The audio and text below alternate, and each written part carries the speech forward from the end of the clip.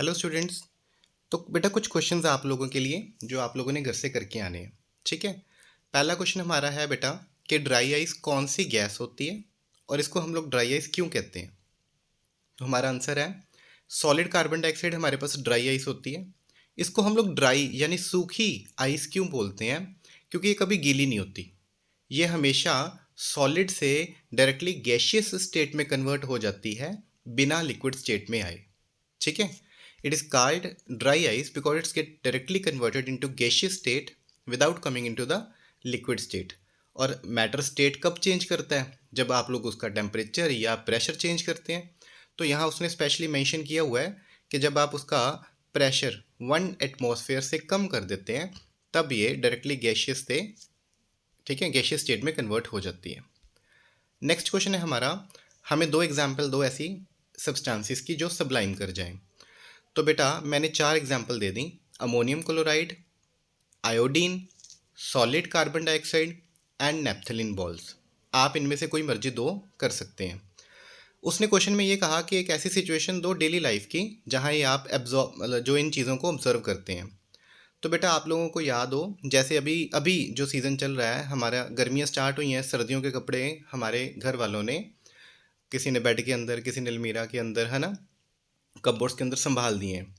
तो आपको पता होगा कि उन्होंने आप लोगों से फरनैल की गोलियां मंगवाई होंगी और हम लोग वो गोलियां कपड़े संभालने के समय ही साथ में रख देते हैं।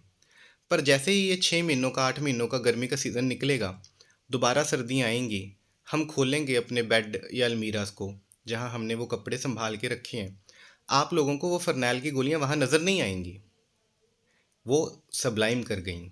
क्या कर गई? सबलाइम कर गई। ठीक है। तो यही उसने क्वेश्चन में हमें आंसर दिया हुआ है कि when winter season is coming to the end then we keep naphthalene balls along with the clothes to keep them safe. हम लोग कपड़ों को ख़राब होने से बचने के लिए नैप्थलिन बॉल्स उनके साथ ही डाल देते हैं। But when we check in the next winters those balls will disappear only because of the sublimation. ठीक है। 26th क्वेश्चन तो बहुत इंपॉर्टेंट क्वेश्चन है, हमने काफ़ी बार डिस्कस भी कर लिया कि टेम्परेचर जो होता है वो कांस्टेंट क्यों रहता है जब किसी भी मैटर की स्टेट चेंज हो रही होती है। एक्सप्लेन करो कहते हैं इस चीज़ को।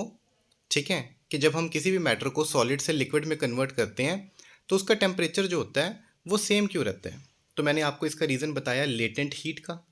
अब सॉलिड से लिक्विड में कन्वर्ट कर रहे हैं यानी उसको मेल्ट कर रहे हैं, तो आप इसको लेटेंट हीट ऑफ मेल्टिंग भी बोल सकते हैं या लेटेंट हीट ऑफ फ्यूजन भी बोल सकते हैं। ठीक है। तो होता क्या है बेटा कि टेम्परेचर वो कहते हैं कांस्टेंट ही रहता है जब हम किसी भी चीज़ को सॉलिड से लिक्विड में कन्वर्ट कर रहे होते हैं, क्योंकि हमारी जो वो हीट सप्लाई हो रही है, ये फोर्थ लाइन देखो, वो यूज़ कहाँ हो रही है? By overcoming the forces of attraction between the particles. तो जिन पार्टिकल्स के बीच में फोर्स ऑफ अट्रैक्शन होती है ना, उस फोर्स ऑफ अट्रैक्शन को हटाने में, उस फोर्स ऑफ अट्रैक्शन को ओवरकम करने में हमारी सप्लाई की गई हीट वेस्ट हो रही होती है, जिसके कारण टेम्परेचर में बदलाव नहीं आता पर मैटर की स्टेट में बदलाव आ रहा होता है।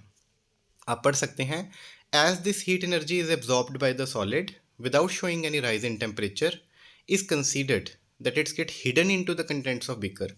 ये कहते हैं उस बीकर के कंटेंट्स में छुप जाती है जाकर, या उस छुपी हुई एनर्जी को ही हम लोग क्या बोलते हैं?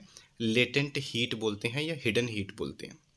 मेन हमारा जो मैंने फोर्थ लाइन अंडरलाइन की है, by overcoming the forces of attraction between the particles, ये मेन आंसर है कि आपके द्वारा अप्लाई की गई हीट कहाँ जा रही है अगर टेम्परेचर चेंज